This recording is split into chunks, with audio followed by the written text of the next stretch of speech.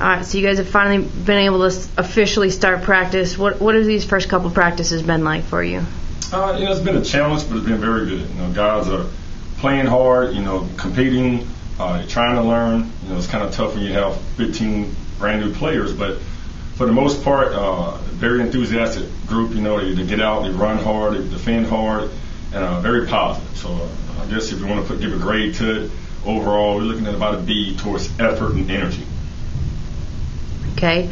What are you going to be working on mainly, heading into these first practices before your first game? Just strictly defense. Defense and conditioning, trying to get in basketball shape to where we can run, get out and run, get back on defense, pressure the ball, move without the ball towards offense. This basic offense stuff, but 90% of what we're trying to get done is build our team defense, our half-court to full-court defense, because that's kind of a staple of our team. We want to be the best defensive team in the Great American Conference.